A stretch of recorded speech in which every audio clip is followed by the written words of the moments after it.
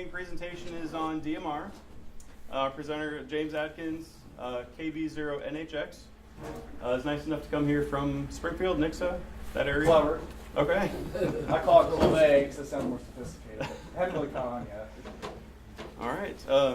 I'll let you introduce yourself. Thanks, And, all right. Thank you. And I know Dave's here, and he's gonna give me a hard time.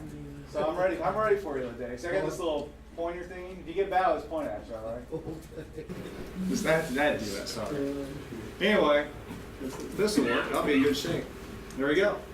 All right. So I don't know a lot of people in the room, so I thought I'd fill up some information about me. Because anytime someone speaks, I'm like, okay, do they have any credibility or not? So this is kind of my background. I got my ticket in 1994 when I was in high school. My owner is Bob Watts, W0STA. Some of you may or may not know him. He was more active on HF than VHF. And I started tinkering electronics as in junior high school. And later on I started with the old criminal band, as everybody calls it. Over the years I've put together 22 repeaters, the best I could remember and count. 6 meters, 2 meters, up to 900, kind of run the gamut. Besides the Nixa repeaters, when I lived in Kansas City, I maintained the Kansas City Skywarn repeater, and then the Central Region Intertie system, which is another link system they have up in northwest Missouri. And then there's several other repeaters on the list there. I'm not going to go through all of it. I've had the fun. This is kind of my thing in the hobby. I like repeaters. That's my favorite part of the amateur radio. So I've built analog repeaters, fusion repeaters, APCO P25, and then the DMR is kind of the latest one. For work, I work for the Highway Patrol. I maintain their 42 megahertz radio system that they have throughout the state, which is now the backup, and then the trunk radio system. If any of you listen on VHF P25, we have a 700 megahertz site here in Joplin, and we have several VHF sites through the area. And I've been with the patrol for 19 years. And 7 years I spent dispatching, saying KAA 243, before I got into the technical side. So, what is DMR? A lot of people ask, as this is just another digital format. You know, for about 15 years we've heard about D-Star. ICOM came out of D-Star. It's on and off again as people have had interest in it. Well, what is DMR? DMR is based on the European digital radio standard. The best way I can compare it is, if you listen to our radio system for the Highway Patrol, is P25. That's yet another form of digital. That is, I call that inches and feet. That's the United States or the American version of digital radio. DMR is centimeters and millimeters. It's the European version. It's everywhere else in the world uses DMR for their digital protocol, besides the United States for public safety. So in amateur radio, we use what's called Tier 2. There's 3 tiers in digital DMR radio. Tier 1, which you never want to use, so I'm not going to go with that one, but if you're looking to buy a DMR radio, you want a Tier 2 capable radio. Just remember that. Tier 3 is trunking, which if we ever get into that with amateur radio, I don't know. One thing about DMR, there's lots of different people that manufacture the radios. Connect Systems is a popular brand. TYT, I've seen several of the TYT radios in the room. Then you have your commercial dealers like Kenwood, and yeah, Kenwood. They make a D-Star portable, but they don't make any DMR stuff on the amateur side yet. Motorola. I've never seen a Curie Sun one yet, but they advertise they make them. Anytone, which seems to be one of the most popular portables right now. And then Terra, Kydera, and so forth. There's numerous ones. It seems like every month there's a new manufacturer, and it looks like the same radio with a different label on it. See, the Radio Oddity is a new one that, since I put this slide together, is another one that's out. Alright, so the interesting thing about DMR, since most people are probably familiar with D-Star Fusion, at least to a certain extent, is it uses the same chip, the same code, the digital code to communicate. It just has a different protocol written on it. The interesting thing about DMR, as you can see here, it uses 12.5 kilohertz. In the amateur radio world, we've been using 25 kilohertz channels for eons. Well, what DMR does, it uses 12.5 kilohertz so it's half the width. And another thing that DMR does, and this is another reason why I'm a fan of DMR at this point, is it has, it's kind of like what the cellular industry does with cell phones. How they can have multiple conversations on the same frequency at the same time. Instead of splitting up in a frequency domain like D-Star and Fusion and P25, they split it up in a time domain. So they'll split when you're transmitting, you're only transmitting, say, if you listen to an analog, it'd be like a second on, a second off, a second on, a second off. Well, you take that first time slot, that's the first second, and then the second can be someone else talking. So I could be talking to Jason on time slot 1 on one talk group, and Dave could be over on time slot 2 talking to someone else, and you guys would never even know you're on the same repeater. But it can handle 2 conversations at the same time. And another thing that people always talk about, and I always heard this, and before I got into digital, I thought they were full of baloney. But I found it to be very true, is digital does seem to talk farther. Well, it's not that it talks farther. What it has to do is your human ear and how you can interpret static. You know, some people can hear through static better than others. And DMR takes that out because it is digital. So if you look at a standard analog signal here, you see how the curve kind of goes down? Well, that's your signal levels. You know, 0.14 is usually like where a squelch would open up. But if you look at DMR, it stays consistent and then it just drops off immediately. And so that's the reason why you get the extra range, because there's signals that I can barely hear if I'm listening to a DMR signal, that they're coming through crystal clear. Or my radio may say I have no bars of signal strength, but yet the person sounds like they're sitting in the seat next to me. So that is the reason why DMR in particular does work better. Now, if you've ever, is there many people in here that experiment with D-Star at all, or Fusion? I know you have a Fusion repeater or 2. But I remember with D-Star, everybody always complained about R2-D2. You know, you're talking and you get a weak signal. Instead of it still being able to decode it, you start hearing digitized audio. It's kind of like your TV sometimes. If you have a bad reception on your over-the-air antenna, how the picture will get digitized and you'll see just pixels. It's the same type of deal with digital audio. Well, the nice thing about the DMR is that the other protocols don't have is they have what they call forward error correction. And we'll talk a little bit more about that later, but it can basically anticipates what you're saying, and then recreates it. Now this is just kind of what we covered. There's no marginal signals. You're either there 100% or you're gone. I guess I got ahead of myself just a little bit there. May have done this presentation too many times. All right, so DMR Mark. There's a couple different flavors of DMR. DMR Mark, there's only one repeater that follows that protocol. That's the Motorola Amateur Radio Club.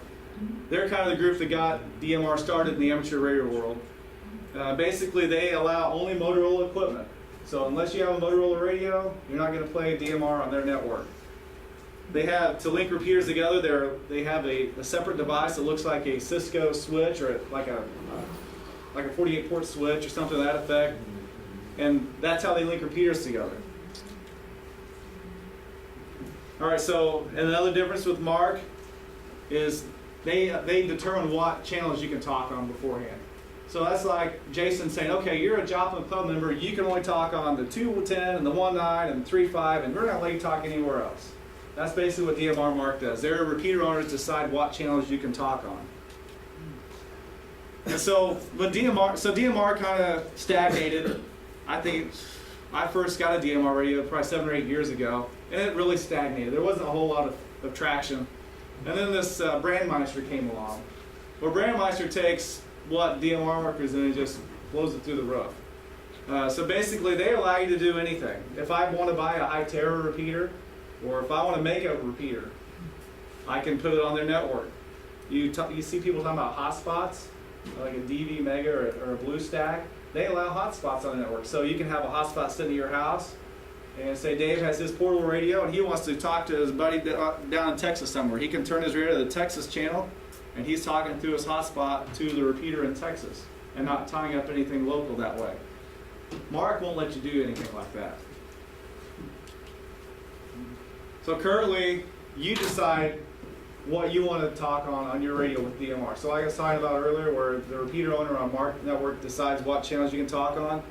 This is more like what we do in the analog world. Where if you want to talk to a friend in South Carolina or New York or Canada or wherever, you program that channel into your radio and you can talk to them through the local repeater. So that's another benefit and why I think Brandmeister has caught on.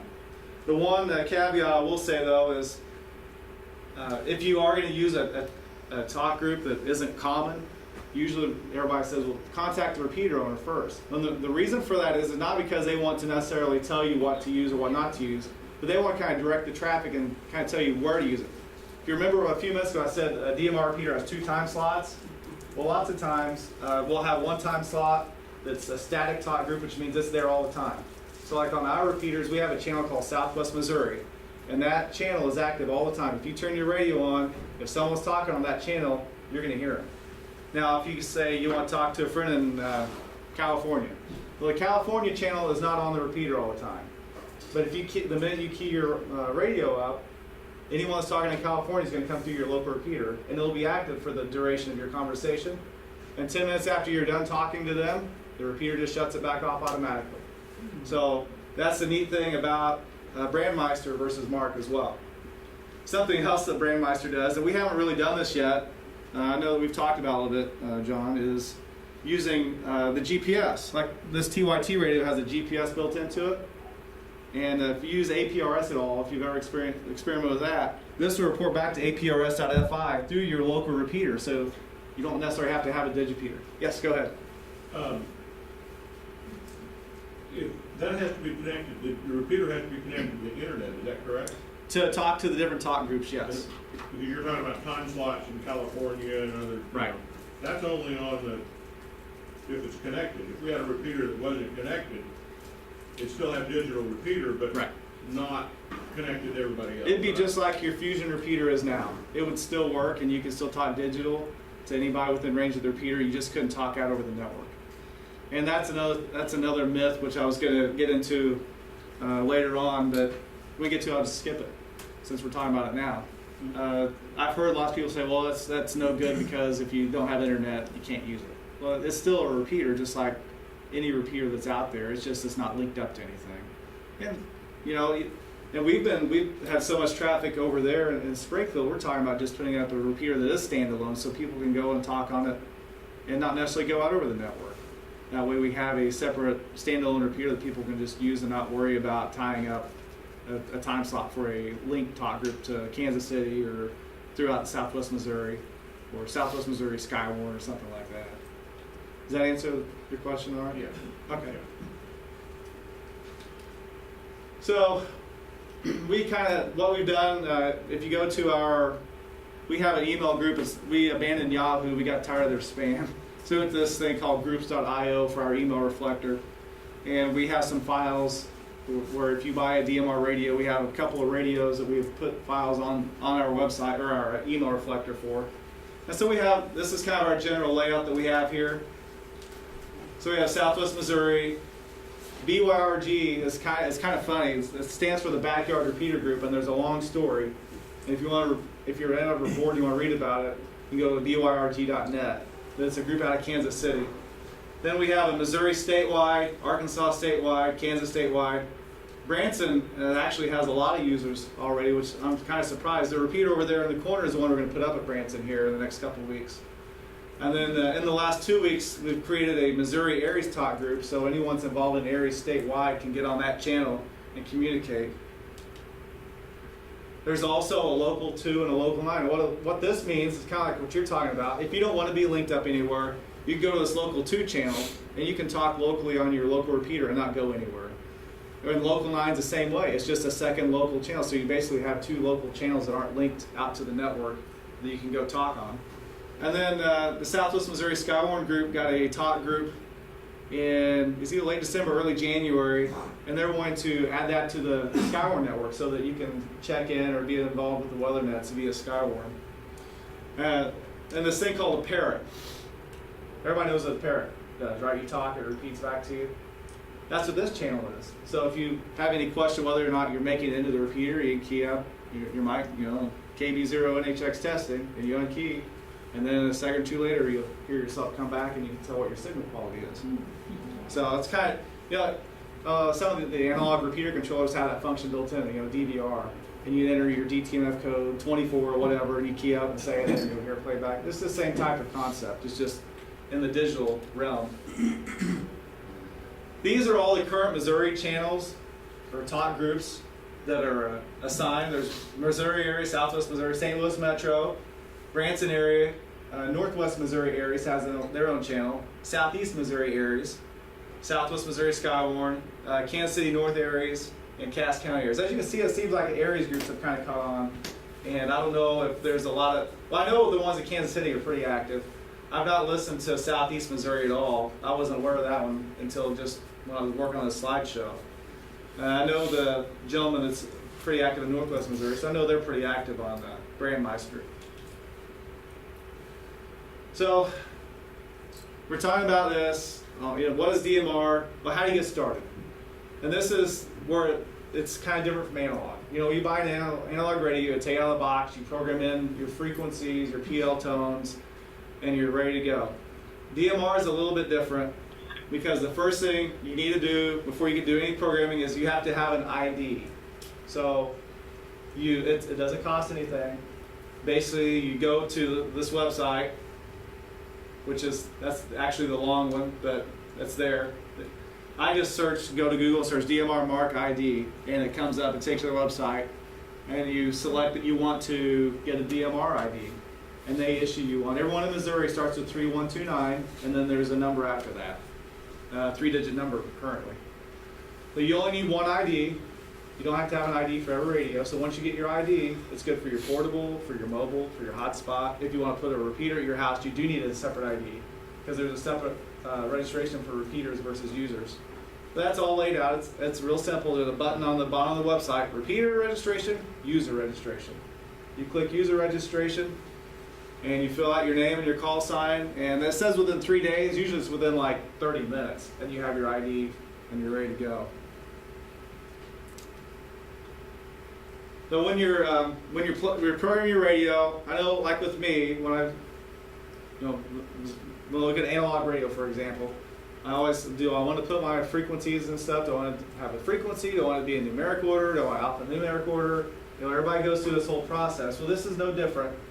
You really need to go through this process with DMR though, because it is a little bit different. And I've got a little chart here we'll compare it to in a few minutes.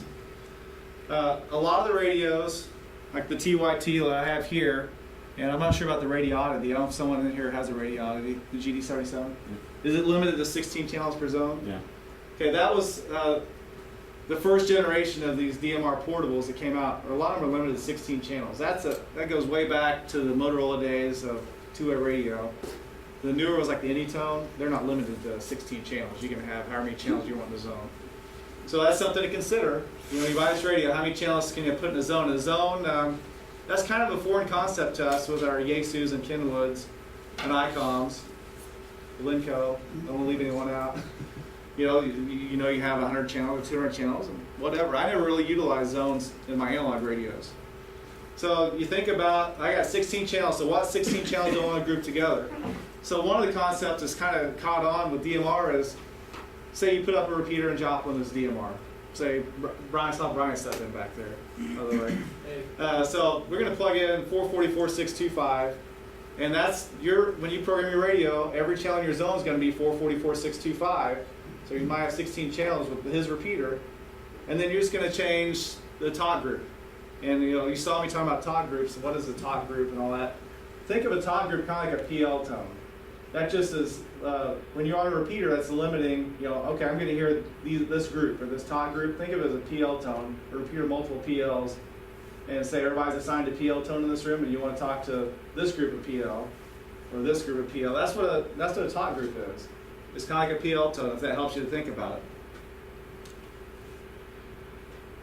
it. Some people call it a folder. This is how Chuck described it, as like a folder. But you will, and this is the way I started out with mine. I had all my repeaters in one zone that had different talk groups. I'm not going to go a whole lot into the actual programming. I might skim through a little bit just so you kind of see it. Is there anyone in particular here that has questions about programming? Okay. Well, I'll just kind of skim through it, and then if it brings up, if you have a question later, I just want you to be aware that what the differences are in programming versus your analog radio. And part of the confusion that adds to, I'm saying talk groups and all that, and then if you go to the software, they calls it a digital contact. So it's just knowing, it's a new jargon you have to learn, just like with anything. So you're going to create a new talk group. That's the first thing you'll generally do. And this would be kind of hard to see, but you have your contact name, and then a group call, and then your call ID is your talk group. So this is where you plug in Southwest Missouri, group call, and then the Southwest Missouri is 31291. You plug that in there, and so you go through and add all your talk groups, and you're going to do that before you do anything else. Digital receive groups, some radios require them, some of them don't. With the radiodity, you have to have all of your channels that you want to receive in a receive group. With the TYT, they want you to make a different receive group for each channel. I don't use receive groups, I have a TYT and it works fine. So I just pretty much ignore that. I know that you have to have with that radio for it to work though. And that's where a little bit of research will come in handy. But the next thing you do, you create a scan list, because when you're programming your channels, you have to assign it to a list of channels you want to scan. You're not really putting channels in, you're just giving it a name. So you want Joplin, Fort Scott, Lamar, I don't know, however you would set up your scan list. So that's the next thing you'll do. And then scan lists are pretty simple. When you just start, you just put the name up here, and then when you go to add channels, you click, highlight it here and hit add, and then it goes over to here and you've added to your scan list. Then you're going to program in your repeater frequencies. So this is something probably more familiar with. Our Cox South repeater is 443.400. So I'll program in my transmit frequency and receive frequency. Then you drop down your scan list. I might choose local for mine. I always set my timeout timer because I don't think 60 seconds is long enough. I guess I'm a little bit long-winded sometimes, so I set to 180 seconds. And then your emit criteria I set to color code, and we'll talk about that in a second. So you're going to go through your channel and set all that. Now, so this is your main channel programming. If you're doing a digital channel, it's going to say digital there. You put your channel name, that's what displays on the radio. Your receive frequency, transmit frequency, your admit criteria, which I have as color code, timeout timer.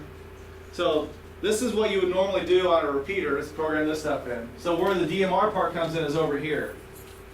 So you made your digital contact list earlier, so we talked about Southwest Missouri. So once you have that, it's all a drop-down menu. You click that and you select which talk group you want, the color code, which is like a PL tone, and then your repeater time slot.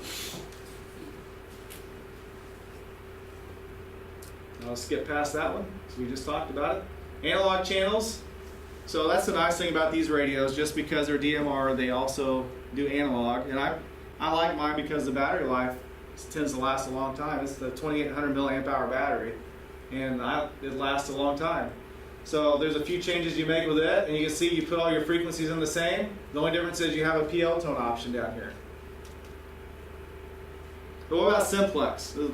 Many people in here use simplex much to talk local. You can probably have a group on simplex in the mornings or in the afternoons or something. There's a lot of that goes around. I like scanning the band and listening to it. This DMR is no different.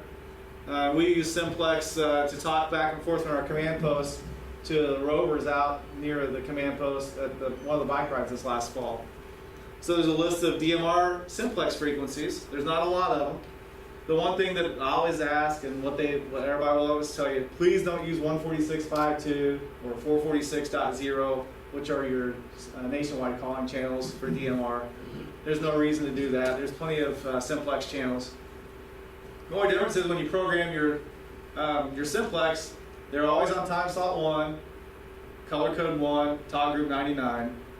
That's not to say you can't do others. That's not to say you couldn't use slot 2. I mean, if you have a friend and you want to be somewhat private on where you're talking, use time slot 2 in a different talk group. It makes no difference. This is just the nationwide standard for simplex on DMR. So if you want to actually plug that in your radio and scan while you're driving around, see if someone's coming through on simplex, that's what you'd want to do. Yeah, Jason. So on simplex, could you have 2 people using 2 time slots in the same frequency also? You don't need the repeater to coordinate anything? Mm-hmm. Nope. That's interesting too. Yeah. So. All right, so you're about done, right? You've got your radio, you've got your frequencies in, you've got your color code and your time slot, and you've got your talk group, you got all that stuff programmed. You go to program your radio and it comes up blank. You got nothing in it. You just spend all this time. There's one last step, and you've got to add zones to it. So over here, this is kind of your main. They call it a tree. And a lot of people, have you used RT systems or Chirp or something like that? To program your Yaesus or Kenwoods or any radio really. This is a lot like that. The layout's just different. And a lot of people get thrown by that whole term, this DMR stuff has a code plug, that's ridiculous, or what have you. It's no different than putting a file into your Yaesu or your Kin with your computer. It's just, in the DMR world, they call it a code plug. And actually, it's not just DMR, it's all commercial radios for the most part. Correct me if I'm wrong, Ryan. But that's a big call code plug as long as I can remember. I don't know what that means, but that's what they call it. But amateur radio, you just write your file to it. This is what you use to write your file to your radio. So you add your channels to your zone, and this is a different piece. The software I've been showing has been for the TYT, the single band radios. A dual band radio looks identical, except for it's got one slot for the side A and one slot for the side B, as you can see here. I kind of cut the screen off, you have to scroll to see it. So to add channels to your zone, you just pick your main channel list and hit add, and it goes over the other side, and that's your channels. So what I've done with my radio, I've got a local zone, and that's where I stay 95% of the time, I would say. I've got the Cox South repeater, the Ozark repeater, the Branson repeater. Those are the ones I'm usually on. And then on one side I have a digital. On the other side of the radio, I leave it analog. So what I've started doing is I'll put all the digital, like if I have those as my local repeaters, I put all my analog repeaters on the other side, so I can scan analog on one side of the radio and still hear all my analog traffic, scan digital on the other side. So I can hear pretty much everything that's going on both. And then I'll go through and I split it out. So say I'm coming over here to have coffee with Dave or something, right? And I want to switch over to the Neosho repeater, which I don't see up on that list.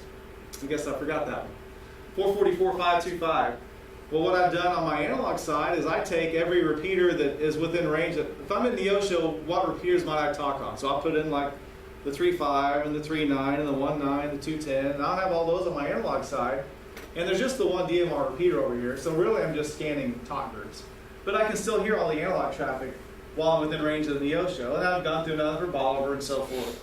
So that's just, when I first started this process, it's really kind of a different way of thinking about things. Like, I had this great DMR radio, but I felt like I was missing what was going on with the rest of the world. And so when I got this dual band radio, it allows me to do that, to do analog and digital at the same time. So that's how I've done mine. And then I do have a bank just for the Southwest Missouri linked repeater system, which has all the linked repeaters there. I have a bank for all the N0NWS linked repeaters, and then analog. I've also, I don't have it up here, but I have one for simplex channels, analog and digital. One side of the radio is digital simplex, the other is analog. And I also have some public safety. If you live over here, you know that Barton County's gone to DMR, Vernon County is DMR, Cedar County is DMR, Christian, Webster, you name it. There's a gazillion counties. If you travel anywhere around Southwest Missouri and you want to listen to law enforcement, there's a lot of them that are on DMR now. So I've got a public safety bank so I can listen to DMR too. And they don't know you can do that. They think it's private. So it's not though. Don't let them know they're going to crypt it. Yeah. They're thinking, you can't even buy a scanner. Well, I can buy an $80 portable radio that does it. What's funny is I'll be at like a high school basketball game, I'll have my portable and the police officer will be in there and, how you listen to us on that? Is that like one of them high dollars? $80? What? That just blows their mind. They have no idea. So, but that's okay. That's why they are police officers and why I work on communication stuff. So, all right. So you probably spent hours on this at this point, and you're probably got a headache. Maybe taking a few Advil or Tylenol, and you're to your last step finally. Okay, it's time to program this radio. The nice thing about it, when you buy this radio, you don't have to go spend $40 on RT System software because it's a free download from their website. And it also comes with the programming cable in the box. And so I've got two of the mobiles. I've got two mobile programming cables now. And that's a nice thing too. There's not always this, hey, can I borrow your cable, or can I get this, can I steal this software from you since you bought it, or whatever. You don't have to worry about that because it's all free. Which is another reason why I like the whole concept with what they're doing with DMR. So you plug in, no serial cables either. How hard is it to find a computer with a serial cable these days? So it's a USB cable, plug in your USB port, turn the radio on, write to radio just like your RT systems or Chirp, and it's going to program your radio, and it's done, it powers off and powers back on, and you're ready to go. This is the chart I referenced earlier. And I apologize, it may be a little small. I'm trying to compare a lot of things. I may just split this up into 2 charts next time. But this is analog, this is DMR. So you see on the left side you have your frequency pair. You have a frequency in DMR. Your bandwidth in analog is 25 kilohertz, and digital is 12.5. Actually, it's really 6 1/4 if you want me to confuse you a little bit, because they call it 6 1/4 equivalent because you have 2 conversations going at the same time. So they say it's 6 1/4. That's another thing that kind of drives me crazy. People talk about, well, DMR is so narrow, how can you hear anything? It's 6 1/4 kilohertz. No, it's not. You're still using 12.5 kilohertz, even though it's 2 conversations. They're splitting it time-wise. So there's a big difference between splitting it frequency-wise versus time-wise. Did you have a question? Just stretching? All right. So in analog mode, you have one band, they call it one time slot, if you want to look at it that way. You have one time slot. If you're on 147.210, you got that frequency, you're it. If you're on DMR, there's 2 time slots. In analog, you have a repeater. In DMR, it might be a whole zone of repeaters. In analog, you might use a PL tone or CTCSS or DPL or DCS, whatever you want to call it. In DMR, they have color codes for PL tones, and there's only 16 of them. So it's not like, is there like 48 PL tones or something? I don't know, give or take. And then there's hundreds of DCS codes. We talked earlier about code plugs, and in an analog radio, it's called a program or configuration file. So it's really the same thing. It's just the Europeans are trying to infiltrate our radio world, I guess. So giving us new things to call things, or new names to call things. This is another option here. I don't know how many of you are familiar. If you have DMR at all, you probably are familiar with Tom Wheeler up in Kansas City, N0GSG. What he has done, he's kind of made the chirp for DMR. Only it's way better than chirp. Because what I can do with this radio is I can build my file for a TYT radio, and I can do a drop-down menu and say I bought an Anytone. I can just all of a sudden I tell my this software that I've got an Anytone radio, and it changes everything for you. So I don't have to open up the Anytone software or do copying and pasting from TYT to Anytone. This does it for you. So, and it's free. The guy's a ham. He's an instructor up in Kansas City. In fact, he just released a new electronics textbook. It's absolutely amazing. People don't write things about electronics anymore, but this guy's a genius, and not just in in radio stuff. He's really good with computer stuff as well. So anyway, if you Google N0GSG Contact Manager or Yahoo search it or whatever your preference is, you will find it. The latest version is 2.5. And you can see all the radios he supports. All these Connect Systems radios, all these TYT radios, Anytone, and the Rotettas. That's one I've not heard a whole lot of people that have that radio. But there's more than that are out there. These are just the most popular ones. And he's, I think the GD77, the Radiodity, is one of the next ones on his list. Nice. So, say I have my file for a TYT and say, hey James, can I get your file from you? Sure, I'll go in, open my file with his software. I'll change the drop down from a TYT to a Radiodity, save it, send it to Jason, and it's a Radiodity file. It's that simple. And for something that, I think his donation, you make donations for $4.95, $9.95, $14.95. It's well worth that. I've not found a bug in it yet, which is amazing. Usually freeware is not that user friendly and kind of buggy.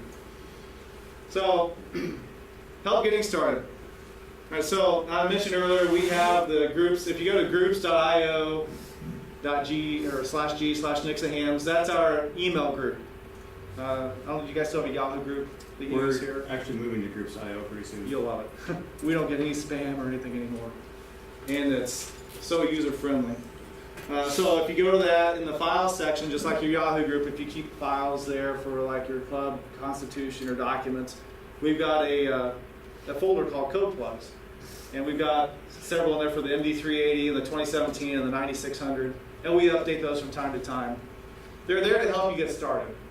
They're not there to be the end all and this is what you have to use, and not say, hey, can you call me up? Hey, can you add this to this file for me? That's not what it's there for. It's there for you if you bought a radio and you're new to DMR to be able to dump this into your radio and to get on the air and try it out and kind of figure out if you like the configuration or not. And then it'll help you. You can see how things should be done, and so when you're ready to make changes, you can. So it's not, like I said, it's not a come to us and we supply you your code plug for life. That's not what it's for. Right now, there's 176 members on that email list. If you want to join it, we use hashtags on ours to help people. And there's people that don't want to know about DMR on our list. So that's we put the pound sign or the hashtag DMR, and those people have a filter so they don't see DMR messages. Because we've got HF contesters, and they don't care about DMR. They want to know about HF. So if you got someone spotting an HF contact, they'll do hashtag HF. And the DMR people maybe don't want to know about HF, so they block the DMR ones. So that's one thing that we do with that. And that's one thing you like about the groups.io, I think, as well, if you use it. The Nixon Hams Facebook page, we do a lot of DMR posting there. There's 245 people in the region on there. It's not just club members. And then there's also a Southwest Missouri DMR discussion group. There's 92 last time I checked. Want to update this slideshow this last weekend. So there's a lot of people on there, and these people on the Southwest Missouri, there's people on there that aren't even in Southwest Missouri. Some of them are out of state. But anyway, there's a lot of information about radios and about what's happening with that digital format in our area. So DMR, why DMR? If I've heard this question once, I've heard it a million times. I mean, look, there's D-Star, there's Fusion, there's NXDN, there's P25. There's probably more that I don't know about. There's Tetra, gosh, I don't know, there's a lot of them. So why DMR? So this is the case I make for it. And this is something to think about when you're making a decision of what you want to do. Because we did this as a club last year. We were kind of on the fence. We knew we didn't want to do D-Star because there just wasn't, it had been around for a long time and there wasn't really anyone that was using D-Star. So we were the benefactors of a free Yaesu DR1 repeater, which kind of worked. And so, well, let's try this Fusion thing for a while. We did. And people were whatever. So then we decided, we kind of got sideways with Yaesu because they didn't want to honor their, the trade-up program where you give us your DR1 and for $300 we'll give you a DR1X or a DR2X. They didn't want to do that. So we're just like, fine. We were already on the fence anyway. Let's try DMR. So the more we looked at it, you look at a price of a D-Star radio or a Fusion radio, and you're going to spend, for a Fusion radio, at least $150, $160 for a single band radio, if not more. The FTM 400 is like a $500 or $600 radio. And so you start looking at a dual band DMR analog radio, you're talking about $150. You can't buy a single band Fusion for that. What's the brand of that? This one's TYT. That Chinese? It sure is. It doesn't speak Chinese, like a Bofang, though. Okay. What about, do they have any Kenwood makers or any regular brands? Or? That's what's interesting. ICOM says they will never make a DMR radio, commercially or analog. Never. It's on the. You can search it. I found it. They had lists. They put a white paper out on their. It's on their website. ICOM America. We will not invest in DMR. Well, if they did, it hurt yourselves with their other radios. Exactly. But Yaesu or Vertex, they sell DMR radios commercially, and so does Kenwood. But they don't sell on the amateur side yet. I think they will, even though I was kind of surprised to see Kenwood release that new tri-band portable. Is it D82 or something that does D-Star? Yeah. It also does D-Star on 220 megahertz. I don't know if you caught that. I've never seen a D-Star 220 repeater, but that's where homebrew repeaters come in. I've got a friend of mine up in Kansas City who works for Bridgecom Communications. They make, have you seen the Bridgecom portables and mobiles and repeaters? They're actually going to try to start marketing that. They want to market their 220 repeaters that come with it's called a multi-mode digital voice modem, where you can use D-Star on 220. Well, when I was looking this weekend, I was going through looking for a firmware update for my TYT mobile. I thought, I'm going to go to TYT's website. They now sell these in 220 for DMR. So you could take one of the Bridgecom 220 repeaters and do DMR or D-Star or analog. I don't know how many of you were on 220 much. If you've been in Joplin a long time, I know Springfield 220 is pretty popular for a while, 80s, 90s maybe. And then when the FCC let UPS buy part of the ham band, everybody just abandoned it. You know, we lost, was it 2 or 3, 3 meg of it, I think. And so they quit making repeaters. I mean, you could buy a Kenwood like a TM331 or a 231. Icon made 220 mode. Everybody made 220 equipment. All of a sudden that went away when UPS bought part of the spectrum. And the thing with 220 is, to get a frequency on 220 is easy. If you want a repeater frequency, really easy. Same thing with 440, but 2 meters is pretty congested. But I'm going to digress from that a little bit.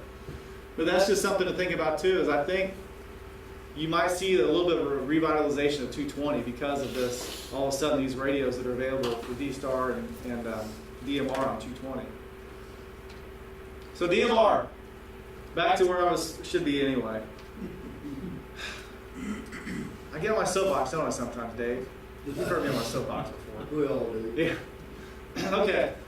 One reason why I think DMR is the protocol is going to kind of catch on and stay is it's made by multiple manufacturers. You saw early on, there is a lot of people that make DMR radios. Fusion radios, they're made by Yaesu. D-Star, mainly Icom, and now Kenwood makes one portable. Well, for that reason, since there's so much competition, I mean, it's just the way it is. If you got competition, it's going to keep prices low. Another reason why I think the prices will stay low is because DMR radios, they're manufactured for commercial use, for school buses or factories, public safety, fire, amateur. They sell to all those facets and everywhere in the world. So they've got a huge market of people to sell to. So I think that's going to ensure, and I've already seen it, you know, we started out with DMR Tier 1, they went to Tier 2, and now Tier 3, which is trunking in DMR, is starting to catch on in the commercial world. So, you know, the mode is evolving. Features are evolving. When was the last time D-Star changed and you saw, oh, you can do this on D-Star now? I know with Fusion they've tried to make some changes with this new DR2X. So we at least are seeing some changes there. At least Yaesu is investing some engineering in that. And this is something we already talked about, you know, Icom and Yaesu, they only sell to amateurs. Well, there's only so many amateur radio operators in the world. And so, as you can tell, you've got a smaller market, the prices are going to stay higher, and there's only, you know, one person sells Fusion and 1 or 2 sells D-Star, so the competition's less, the price is going to be higher. I think that's probably what's going to happen there.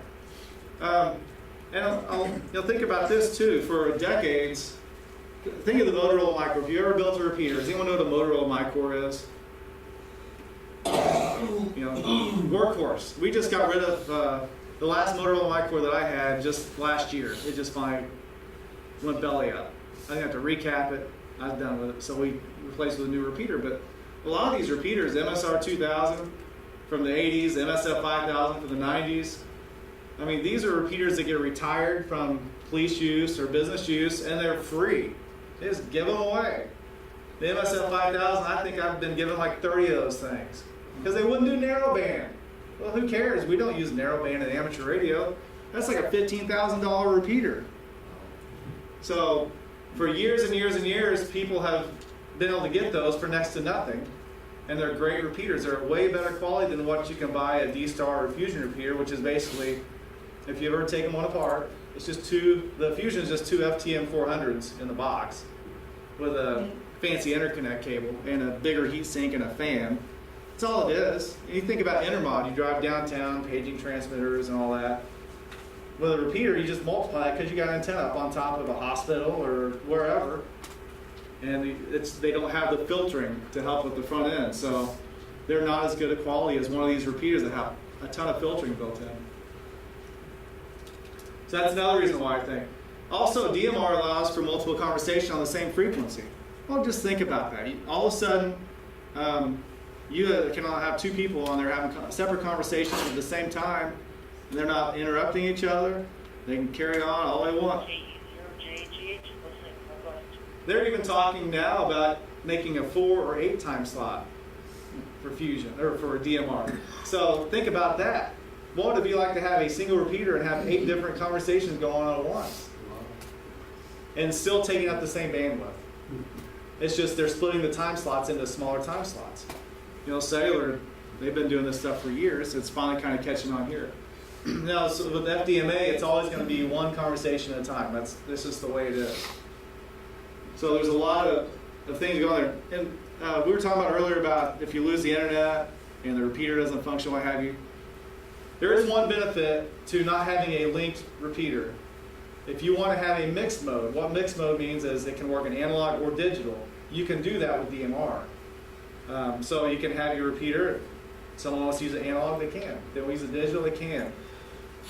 I used to be a really big proponent of that, but I found that the analog users don't really like that. And the digital users really don't like that. Because the digital people want to use it for digital, and they get annoyed when the analog people get on there, and the analog people don't like hearing the noise because they've got a ICOM radio from who knows when with no PL to decode on it, and they hear the digital junk, for no better lack of better terms, because that's what it sounds like. It's pretty annoying if you're listening to an analog mode. They don't want to hear it. So a lot of clubs, and that's, you know, Fusion kind of fell into that trap. A lot of clubs, oh well, you know, we can kind of migrate slowly to it. I really think the best way to do is either go all with it or just don't do it at all. You know, if you got a standalone repeater and that's what you want to do with it, that's great. So don't let me influence anything as far as that goes. But that's just been my experience of what I've heard people complain about. And that's one of the things I do. Another thing that I didn't put up there, I do repeater coordinating for Missouri Repeater Council. So I hear a lot of complaints from repeater owners and people who use repeaters. They flood my inbox constantly with stuff. And that's one. All right, so the elephant in the room we've already kind of talked about. If you lose the internet, you're done. That is true. You're not going out the network. But you can still talk locally. What are some practical applications? All right, so there's someone talking on the repeater over there right now, it looks like. So if you have two time slots, for example, like the MS-150, if they decide to use DMR, and actually if you're familiar with the SMLRS link system, we almost have matched the coverage of it with the DMR network in Southwest Missouri in less than a year. So with the repeaters in Nevada, and Neosho, and Springfield, and Bolivar, and Branson, and it's amazing the amount of coverage that we have. But you could have time slot one, say, okay, we're going to use Southwest Missouri, time slot one, and that's going to be everybody on the MS-150. And if you want to talk locally, you can go to local 2 and just talk local on the same repeater. And maybe you have the SAGs and the sweeps on time slot 2 on a different talk group. You can do that. Slangs? SAGs. What is that? SAG is a person that, Support and yeah, basic, what's it stand for? Support and gear. Support and gear. So say on a bike ride, we have people assigned to like a 100-mile ride, and their job is if someone calls in and they need some assistance, they've got a broken chain or a flat tire, we dispatch them out by radio to go help them and take them to a mechanical SAG, which is like a bike shop or someone that can fix it. Some SAGs can repair bikes themselves, and they do that. But that's what a SAG is. So they can have their channel. The sweep follows the last rider in a ride, so we always know where the last rider is. So those people can have their channel. And you know, the way we do it now, we set up where, okay, you're on this repeater and you're going to be the main, say the net control is going to be on this repeater, and then if you need a talk around, you go to this repeater. When you think about these two repeaters, one repeater is over there and one's back there, and one's up 500 feet and the other's up 100 feet. We have different ranges. So when you are using this type of a system, everybody's using the same repeater, so you have the same range. Or you have a range across the whole network if you have internet. For severe weather, N0UAN, does anybody know who he is? I briefly heard of that call sign. Jim Sellers, he runs the Skywarn net. You know, he could be running the regional net on time slot 1, and your local spotters could be on time slot 2. They could all have the same coverage. Those are just some practical applications that you could use with DMR. And then we talked about this already a little bit. Why don't they sell DMR? I think if you give them some time, they will. So, you know, the next question is, where are the repeaters? What are they? We've got 3 in Springfield so right now. We have 1 in Cox South Hospital. If you know where Missouri State University is, the Sun Villa Dormitory, it's just south of Hammond's Tower. They have a UHF repeater there. The VHF repeater in Ozark. Then we have these other UHF repeaters in Bolivar, Nevada, Neosho, and Branson. Do you have a website to list all this? Not that I know of yet, unless someone's put one together.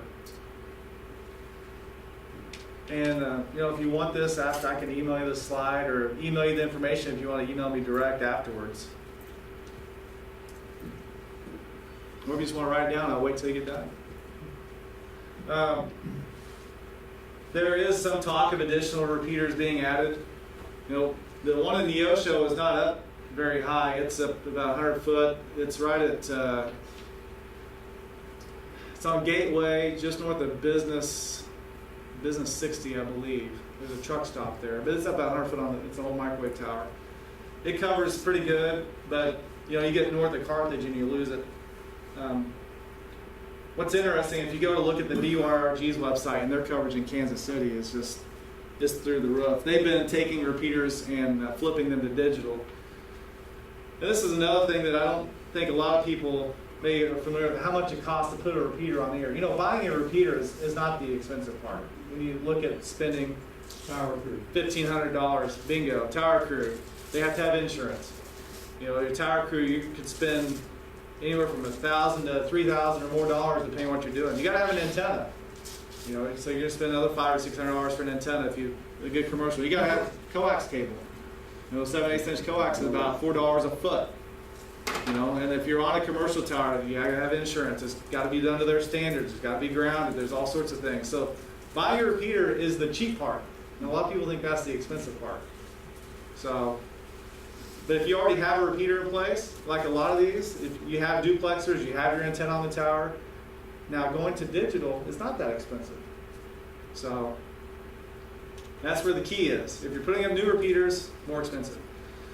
So for a handheld radio, the Anytone, the 868 is kind of the gold standard right now. They're $160. You can get those if you know Stefan, KC0NQE. Actually, he doesn't sell those. He sells the TYT radios. Bridgecom Communications in Kansas City and Associated Radio sells the Anytone radios. This is what's nice about this is on the Anytone radios they have the monitor function is different. So if you have basically your analog radio and you have a PL tone. If you use 91.5 to decode the 210, for example, and I don't know if you even have transmitted tone on. I'm just using an example. If you're transmitting that tone, if you turn your tone off and you're open your carrier squelch basically, you'll hear anybody. You might hear the 210 repeater up in Kansas City, or you might hear one up toward Rolla or something, right? Well, on DMR, if you hit monitor mode, you hear every talk group that's coming across the repeater.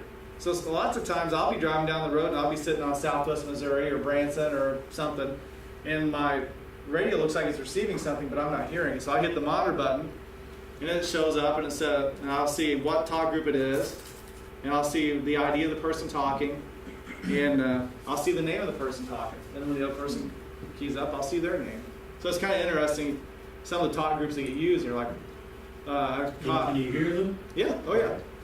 What was neat was yesterday morning I was going to work and I saw that and I flipped on monitor and it was Terry, N0AHY. He lives in Lampy. He's got a portable radio hooked up to his Ringo Ranger up like 20 foot talking through the Ozark repeater. Lampy's down on the Arkansas line almost. And he's talking to his Elmer down in Texas who's sitting in his office. He's like, I have talked to my Elmer more in the last 2 weeks than I have in the last 20 years. He says he really thinks it's neat. So I sit there and listen to him talk and kind of catch back up with each other. So is he doing that through the internet or RF? He's RF on his end to the repeater. The repeater is internet to the Brandmeister server, which then goes out to the repeater on the other end. So it's just like D-Star or Fusion. There's two repeaters that are RF to the repeater, and then it's internet.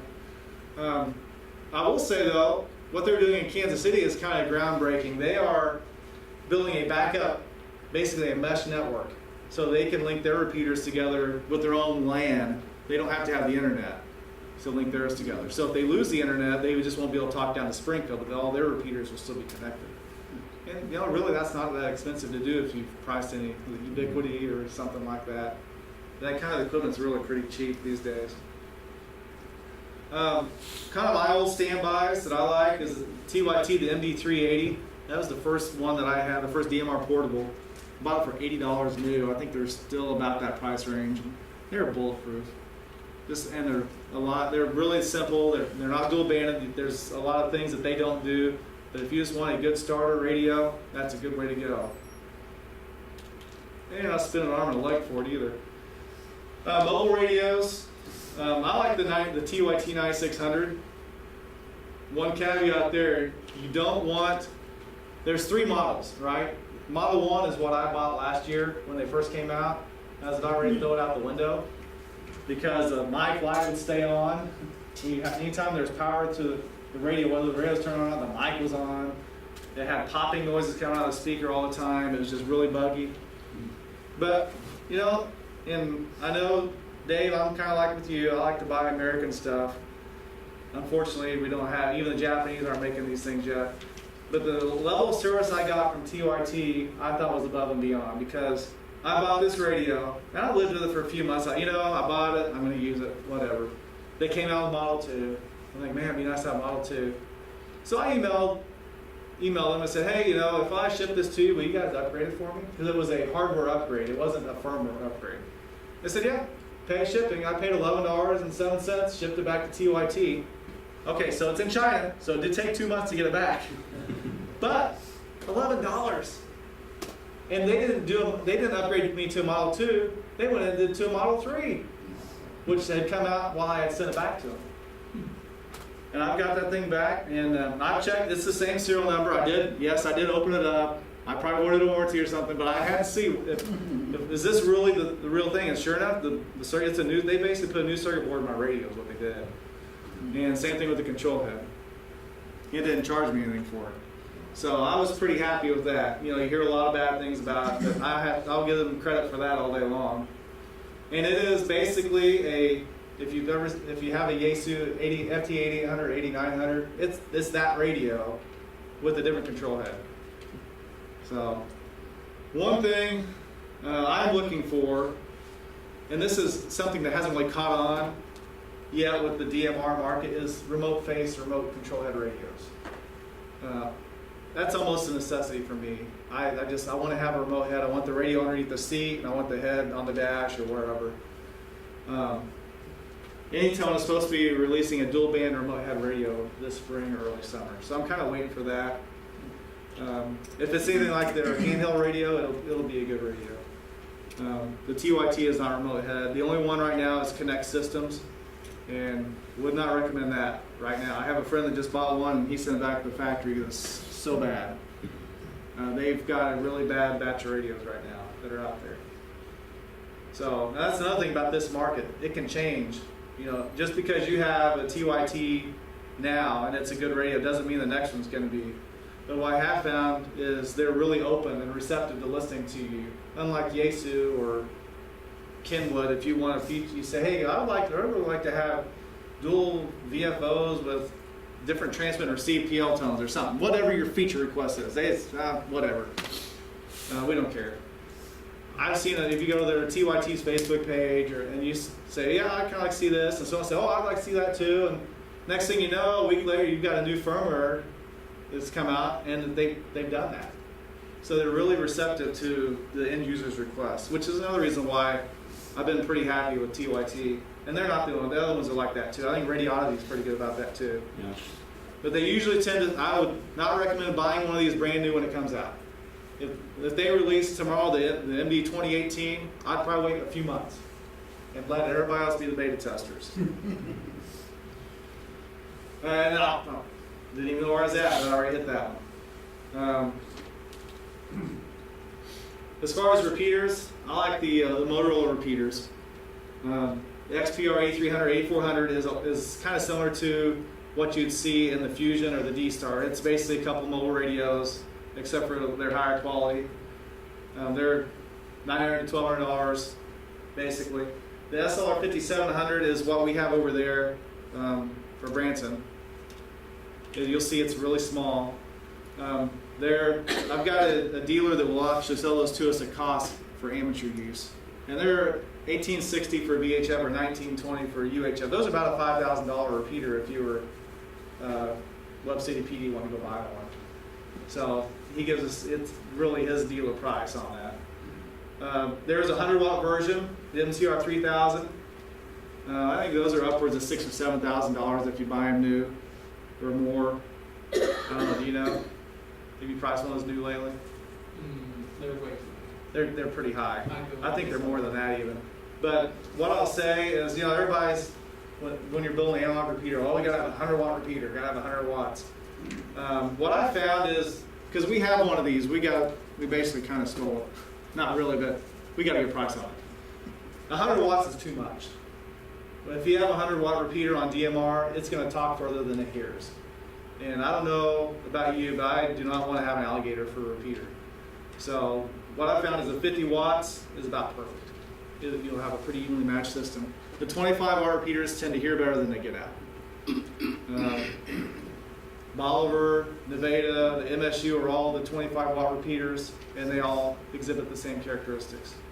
That one is going to be pretty similar, I'm sure, to Cox South, which is the same repeater, and it is really evenly matched. So that's something to think about too. And you can add an amplifier to it.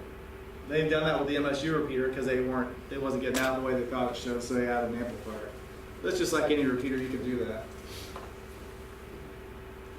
How many of you seen, you know, all this new digital TV? This is a digital TV antenna. Buy your new digital TV antenna. An antenna is not digital or analog. I mean, give me a break. It's just marketing. The same thing happens with repeaters. You have to have a set of duplexers. Duplexers is what you'll see in the bottom cabinet over there. It's 4 round cans in that particular setup. That allows you to hook your receiver up to one side, your transmitter, and use one antenna. All right, so you don't have to have digital duplexers. If you have duplexers more than likely on your current repeater, they will work on DMR. All right, you don't have to have a different power supply. I will give TXRX is kind of my favorite. They do give amateurs about a 30% discount off of commercial pricing. So like a UHF duplexer is about $800 right now, new. You can get them cheaper than that if you want to buy them on eBay or somewhere else. A VHF is about $1,300, $1,375. What was that manufacturer? TXRX. There's other manufacturers. You can buy old duplexers used. My caveat about used duplexers, unless they're like free or like really, really cheap, I don't like that because that's the first thing that your coax connects to on the tower. And you don't know who had them before, what's happened to them, did they have lightning protection on their coax? There are some tricks to get around fixing those. But that's just another headache. And if you're not versed in that kind of stuff, if you're putting up your first repeater and you run into a problem, that's just something that's like, okay, what am I trying to troubleshoot? You can also have the plating taken off inside. Yep. The old silver plating. I know people have had those replated. There's a lot of issues you come across with duplexers. Like I said, antennas you'll need. Antennas, I'm kind of become more of a Comprod fan. It's a Canadian company. They also give a healthy amateur discount, about 30%. And so you can get those for about the same price as for years, if you remember Decibel Products, they became Andrew, then became CommScope. The DB224, everybody, we were doing some tower work this week. We took the DB224s off our tower that put up in 1975. And yeah, the coax was that old too. And it had water in it, and it's getting recycled. But that's been the golden standard for years, the DB224. But since they moved their antenna manufacturing south of the border, they've had lots of problems. And so Comprod seems to be, for the same price as the DB224, a good replacement. If you've used the Granby repeater, the 3.9 repeater, it has, when we replaced the antenna on it last year, it now has a Comprod. And it claims the same gain as the DB224, but it seems to have better coverage than the 224 did. When you're talking about repeaters, you also need to look at power supplies. So if you buy, some of these repeaters don't have a power supply built in. That Motorola SL over there does have a power supply and also has battery backup built into it. So if you plug in a a cable to the back. You just have to hook it to your battery, and then however you want to charge the battery. That's all built into it. It'll even cut down power automatically if you want it to if you're on battery. So that's another nice thing about the Motorola repeaters. Coax. This is one I've run into this several times. LMR 400. It's great coax, right? About every ham's probably use LMR 400, LMR 240, or LMR 600 or something. But it's got dissimilar metals.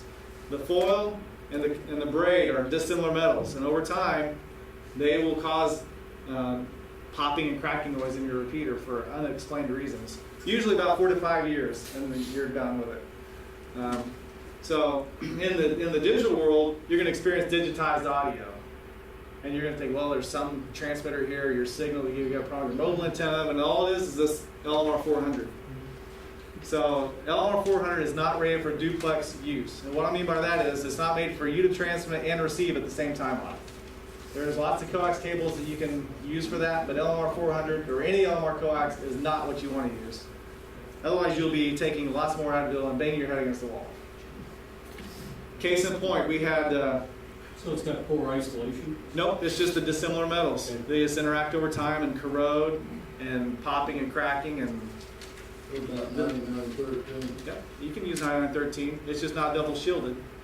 9914 would be a better option, or RG214 for your interconnect cables, or RG400 or RG142 is smaller. Generally, you know what? I had a class this last week talking about duplex, and I had always thought, oh, you can use half-inch Superflex, which is a really flexible half-inch cable, but it's not even supposed to be used for duplex use. They recommend you use regular half-inch coax because of the way the connector mates onto the coax. So I'd never heard that before. Can't say I've ever had any problems with it either, but I might have didn't know it, I guess. So that was a new one on me, and that was by TXRX that was putting the training on, and the guy was the intermod specialist. So I'm assuming he probably knows what he was talking about. You know, I was going to say, case in point, a friend of mine is the director down at Christian County 911, and they were having all sorts of issues. We have two of our ham repeaters over there, the 220 and the 440 on their West Law Tower in Christian County, and he's been having this awful problem. The firemen are talking about, popping and cracking and all this noise. So I said, as a courtesy, I'll run out there with you and I'll look at it. And you know what? They were running LMR 400 about a 6-foot run from their duplexers up to their lightning arrestor. We replaced that out, and their problems went away. Simple as that. So they think it's magic, but it's really just knowing what you need to do. Yeah, go ahead. Is that half-inch heliac and looks up there, is that air core? No, it's foam core. Something like a 9096 is kind of like a semi-air core. Or you may be thinking about like a waveguide. Is that what you're talking about? Like microwave waveguide, elliptical waveguide, where it's just a copper tube basically with an outer jacket. No, this is actually a foam. It's got a solid copper. The LDF 450 is a solid, like an 1/8-inch diameter copper. And then it's got a foam around it and then a ribbed outer copper. It's a solid copper jacket. It's not a braid. All heliacs is acceptable for use on repeaters. Like I said, the FSJ 450 is the super flexible, which they say is not. Which, like I said, I didn't know that till this week. So I guess use at your own risk. I've never had a problem with it that I know of. But the half-inch, this goes back to Jason was know about some expenses about putting up a repeater. So we kind of covered what a repeater costs, what duplexers cost. Your coax is about $1.81 a foot for a half-inch. $4.14 a foot for 7/8. Your antenna is about $650 for a 224 or 408's the UHF version, and the 408's about 8 foot tall. Not that means anything, but the 224 is about 24 foot tall. It's for 2 meters. And then the comp rod antennas. That's the model number of that. If you're interested in this, let me know. I'll pass it along to you. But when you're talking about coax, the difference between a half-inch and 7/8 is your loss. Anytime you put power out, it's either going to be transmitted to your antenna, it's going to be lost in heat, or it's going to be reflected back because you have a bad antenna or a poor match. Just like with anything, repeaters the same way. So the more loss you have, the less signal gets the antenna, the less you get out, or the less you hear as well.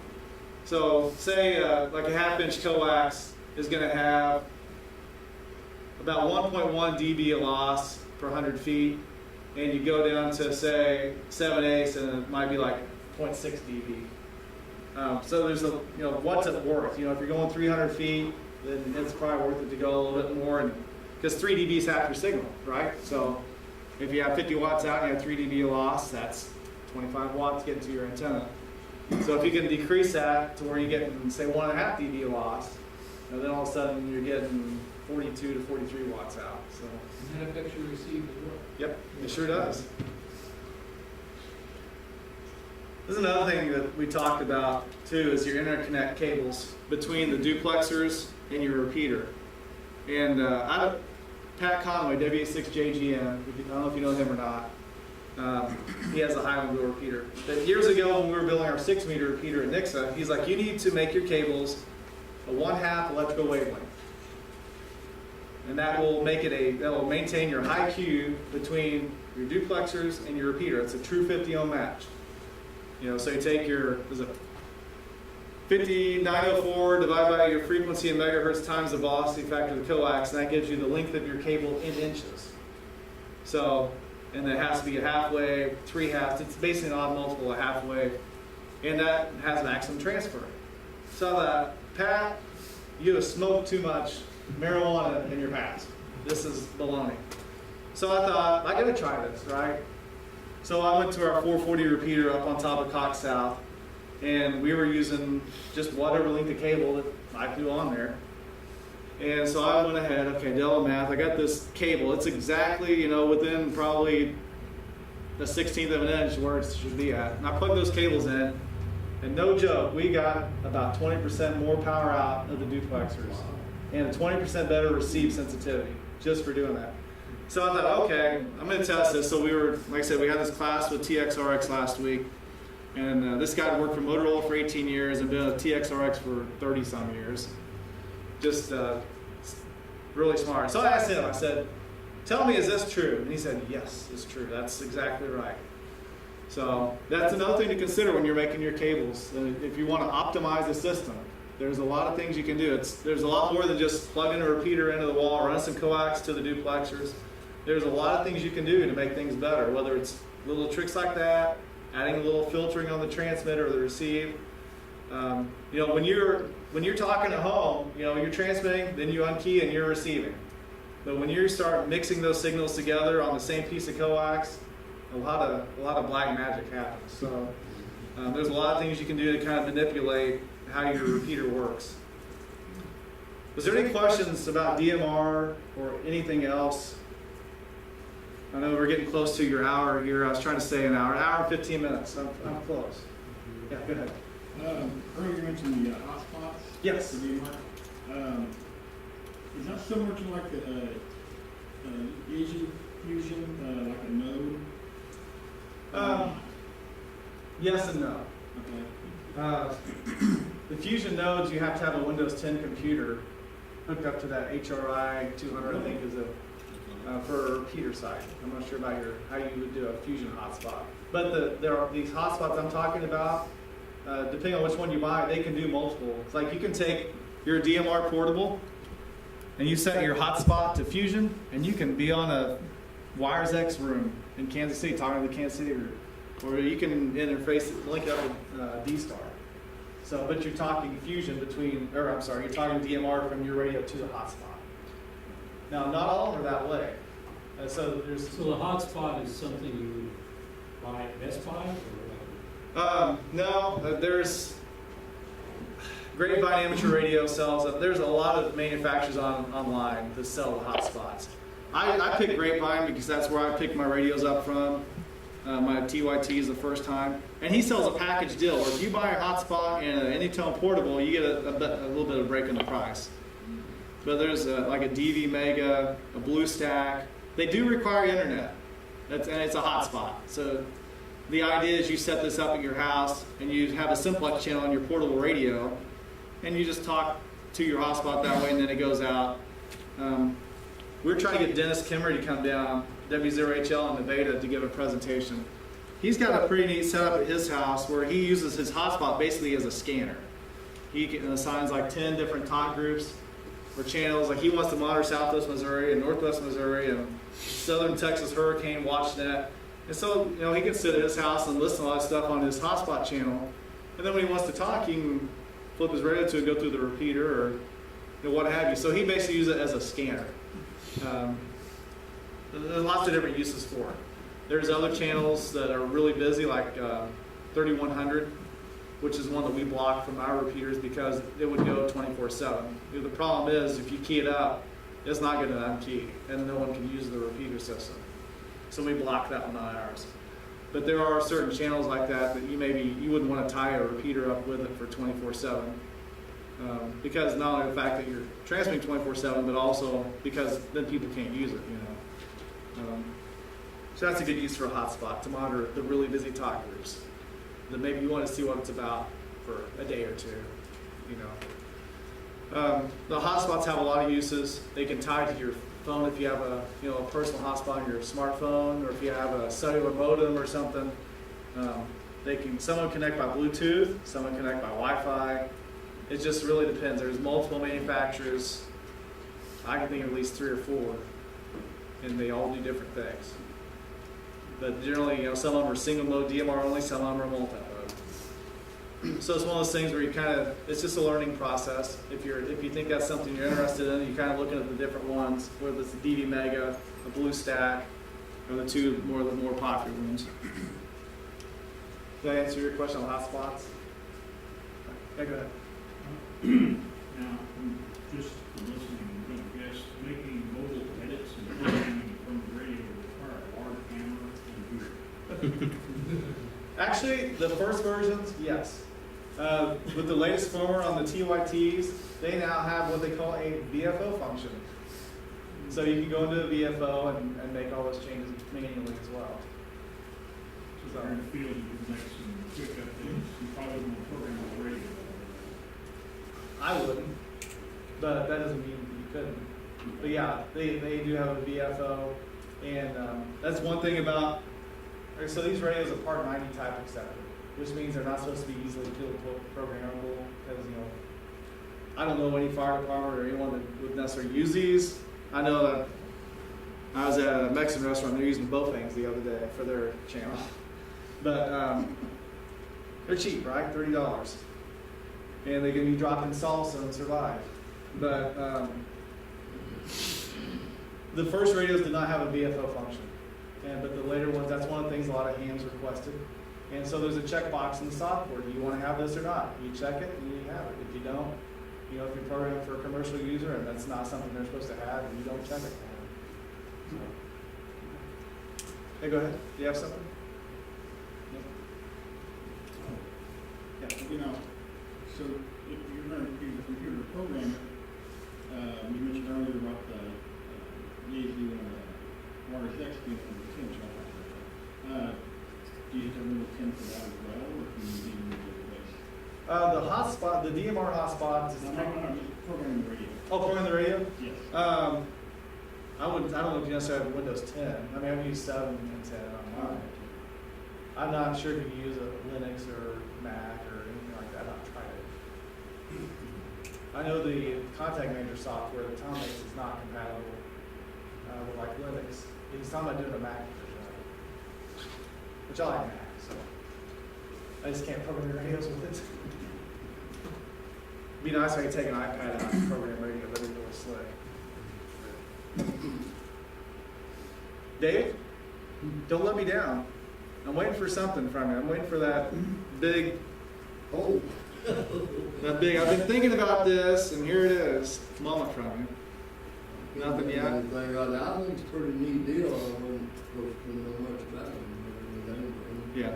That's what I missed calling the name. Yeah. Well, the nice thing about it, if your forgetter's working overtime, it will show the person's name and call sign on the display.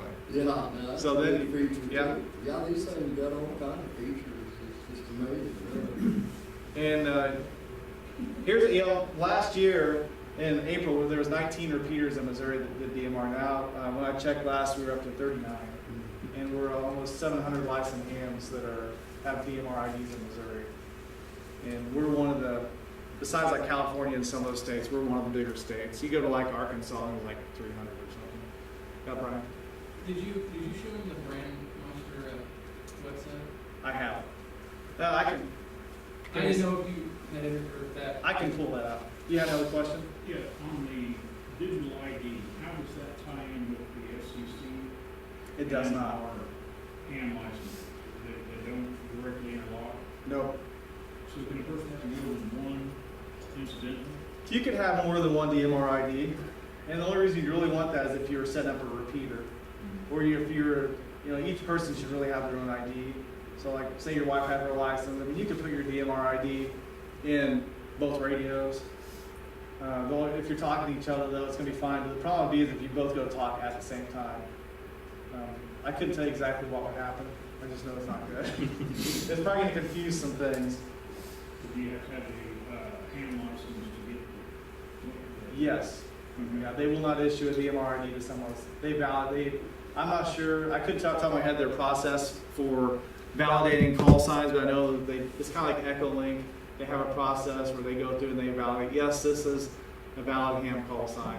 Outside of that, I don't think they call your neighbor and say, "Do you know James Adkins? Do you have a ham?" I don't think they do anything like that. But they do validate. They won't. If you don't have your ham call sign, if you just, or I guess you could make one up. I don't know. You throw in, if you know that your grandpa had this call sign, you want to put that call sign in there, I guess. I don't know. They probably see the silent key, though.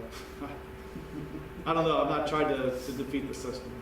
But they have some validations that they go through. Let's see if I can pull this up here. Oh, how about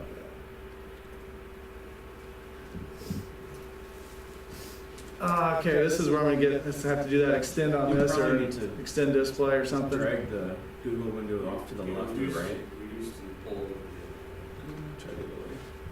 To the left? There it is. There we are. We'll see how this works. Oh, this is really funky. Okay.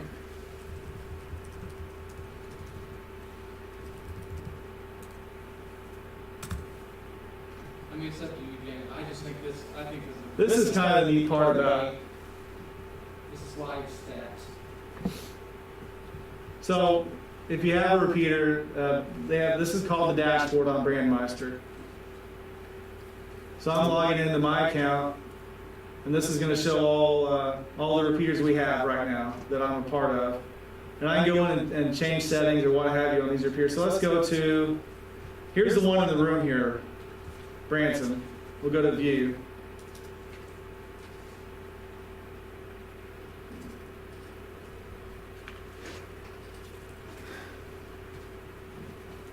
And you can see the users here. This is 85 minutes ago I keyed up this repeater on this talker, and that was my signal string. That's 9 plus 30.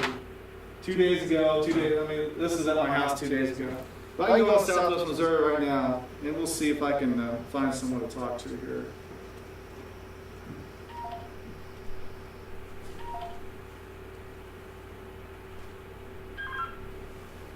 K0XN from KB0NHX.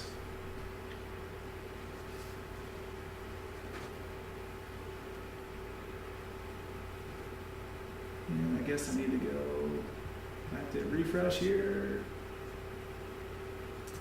I'm not sure how often it refreshes.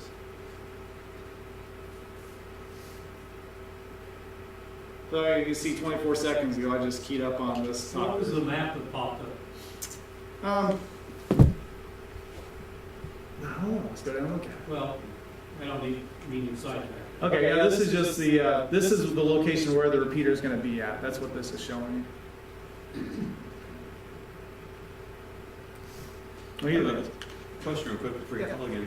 I noticed on mine, and just when I played around with it tells you when you key up if you're hitting the repeater. Is that right? Yes. Like So- there's a signal that comes back at the same Right. time. It is the radio actually transmits and receives at the same time. I don't know how that part works. I just know that it does because when I'm talking, I'll see a repeater repeater with signal strength. And it's not, like when you key up your Yacy or Kenwood, it shows if you're 50 watts, your bars go all to the right. If it's mid-power, it goes midway or whatever. This isn't that way. It's showing the strength of the repeater while you're talking to it. Let's see if I can find anyone else on there. QRZ on the Southwest Missouri Talk Group. This is KB0 NHX, demonstration of the Joplin Amateur Radio Club.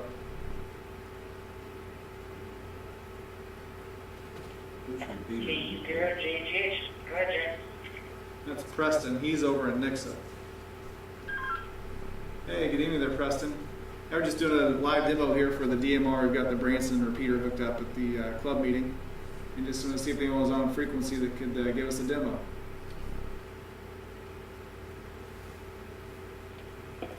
Yeah, I'm here. So did you take the whole repeater out there? Yeah, the whole repeater is here. We're using a cellular modem to get back to the internet right now. So while we were talking, we were watching the Brandmeister dashboard. I don't know if your dad showed you that yet or not, but it shows who's actually using the repeater and their signal strength and all that.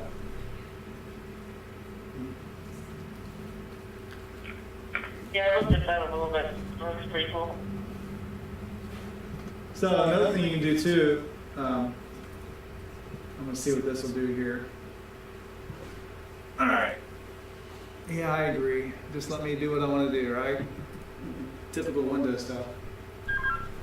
All right, well, we've got hose line pull up on the repeater here now. I was going to see if it would actually listen and show the audio online. It's showing it's offline, so I guess this isn't going to work. So what Brandmeister has, and this is just something else you can do as well. It shows that the repeater's offline, or that hose line's offline. It's showing hose line is offline for this particular repeater, but it may be something with my internet connection. I don't know.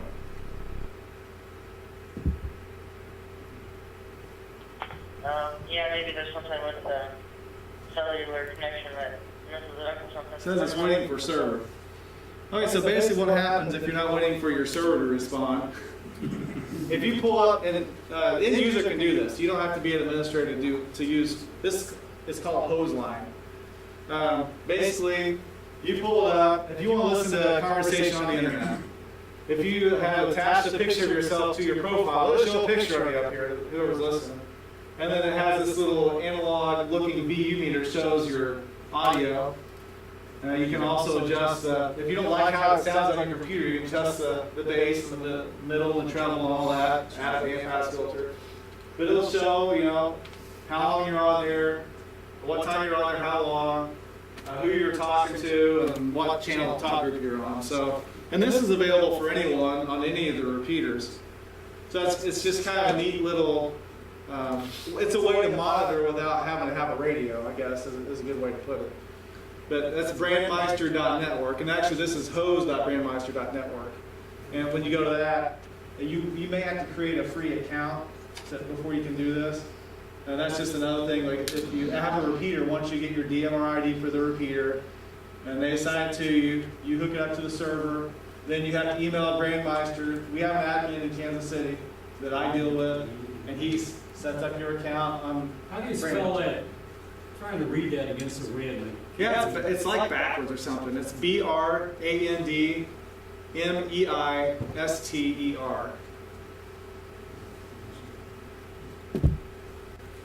I wish that would work. That's really neat. Yeah, it is pretty neat. And you don't have to sign up to listen. Okay. But this also shows your time slot and what mode you're on. So if we were had a different mode of, like if we were using Fusion or something like that, it would show up you're using Fusion. Here's BYRG. In fact, I might go over to the BYRG talk group, see if I can find someone in Kansas City that's listening. K0XM from KB0 NHX on BYRG.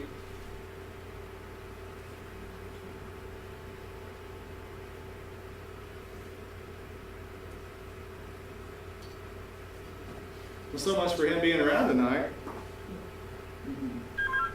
This is KB0NHX up at Joplin Amateur Radio Club meeting doing a demonstration on DMR on the BYRG talk group. Is there anyone on this talk group in the Kansas City area?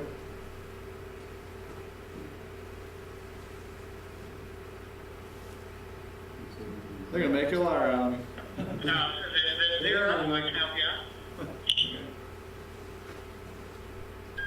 Okay, NZ0F, good evening. This is KB0NHX. Name is James. If you don't have me in your database there, we're just doing a presentation here on DMR, the club meeting. And just want to demonstrate the cable. Where are you located at?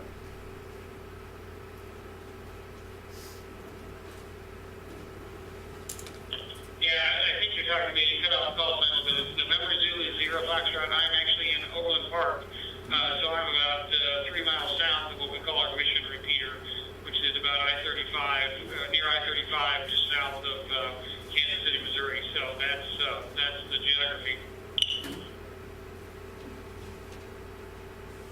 All right, very good. I was up there all last weekend and was using the peculiar repeater. It seemed to have really good coverage over there.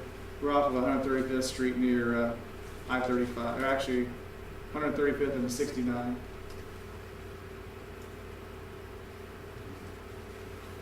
So, Yeah, very good. We've got, luckily we've got several repeaters up here in the Kansas City area that have got real good coverage. So, from my location, I could probably hit at least 3 of them, maybe 4, without too much trouble. So, they've done, Chuck and those guys have done a real good job of building out the network here, and glad to have you hanging down in other areas of the state and other parts of the country, part of it.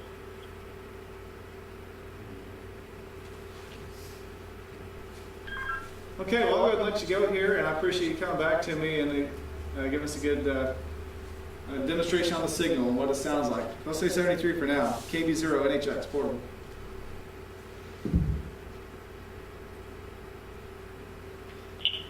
Thanks, glad to help. And there may be some folks down there that remember WW1 USA. You guys came up and helped us with that about 3 or 4 years ago, something like that. So I was involved in that at the time, so I still am involved with it. So there's maybe some folks that remember coming up for that. So anyway, have a good meeting and good demonstration there, and hopefully we'll talk to you later. 73, this is NZ0. So that's what it sounds like. It does sound different. I equate it to like a nasally kind of noise. People do sound different than what they do talking on your analog repeater. Yeah, go ahead. You say as long as the internet's up, you can do this, it goes down your local only. Yes. Is it more to the point, are you dependent on Brandmeister, or is this a peer-to-peer type? But it depends on what talk group you're on. Like we're both in the United States. There's 3 redundant servers in the United States. There's others overseas. So if you're talking on the Japanese talk group, then yes, you'd be relying on servers overseas. But in the U.S. alone, if you're just talking to United States stations, there are the 3 different servers. But those are Brandmeister servers, it's hard. No, People well, aren't just setting up servers to pass this through. I don't know that, say if you want to set up a server, I don't know what it'd take to do that, but to an extent that's what's happened. I just wondered if anything happened to the company Brandmeister will have to Brandmeister is just a group of amateurs. It's not like Motorola or something like that. These are people that actually, kind of like IRLP servers, like the Central Region server in Kansas City. This amateur that set this up, and so yeah, if he dies, guess what? That server's gone away. I say there's 3. There's actually 4. One of them's an experimental server where they do experimenting with making changes and such. So this isn't something that can be bought out and the new company say, we're not going to do that. no. I've heard some people say they've heard that Brandmeister's going to start charging $10 a year for connectivity. I've not heard that. I've talked to their admins, and they said that's just people trying to stir up hate and discontent, I guess. Or that's what they say. That's what the people there say. Now, whether they're being honest or not, Might be easy.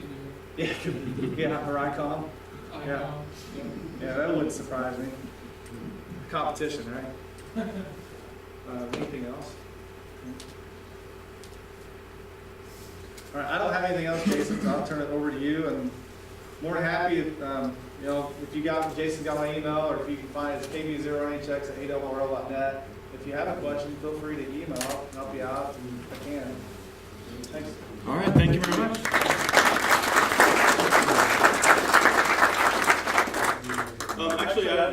question for everybody.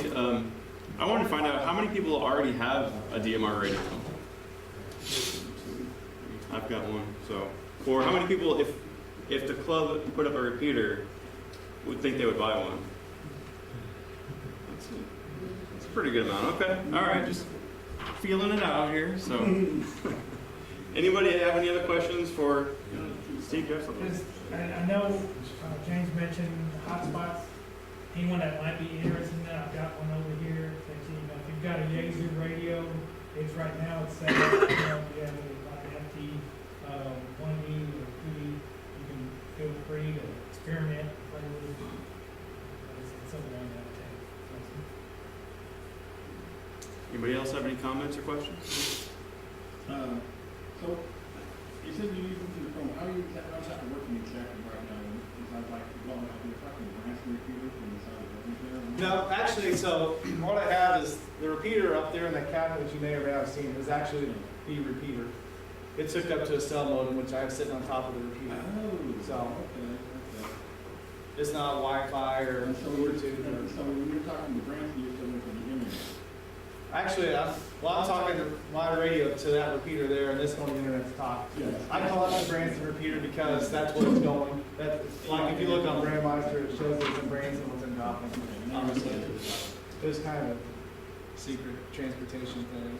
That's the one thing. That's why I park by the back door and bring it in under darkness.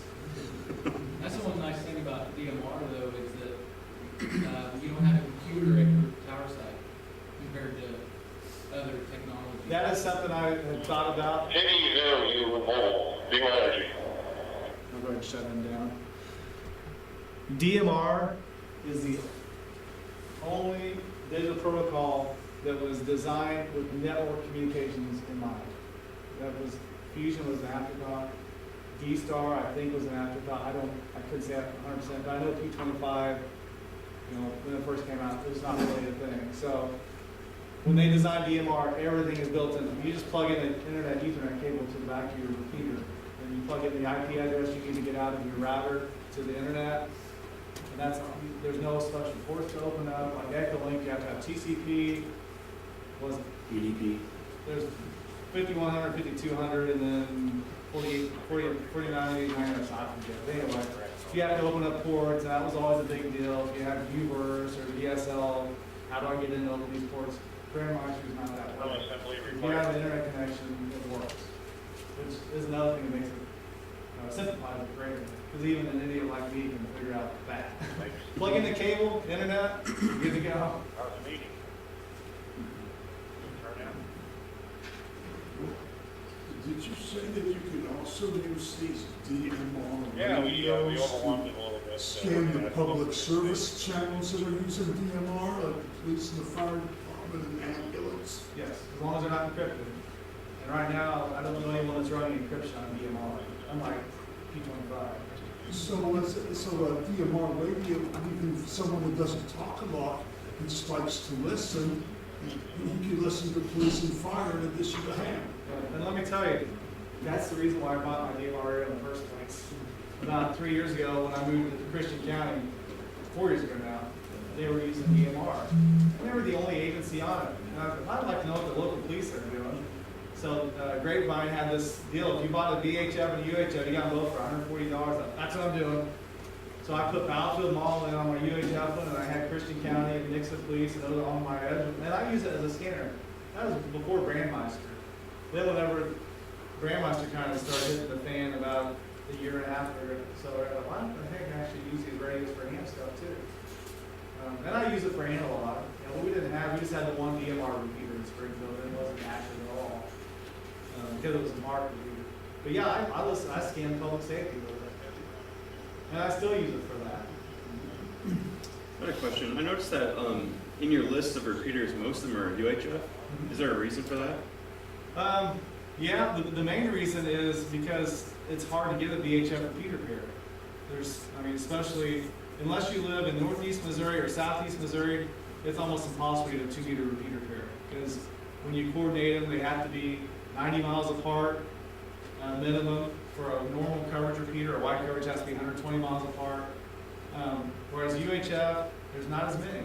just like 220. That's why I think 220 might be, you might see some growth in the 220 band. Stephen, I talked to Stephen today, but I sent an email this morning and said, can you get a hold of whoever you're buying these from and ask him a price on this 220 portable? I want to buy one.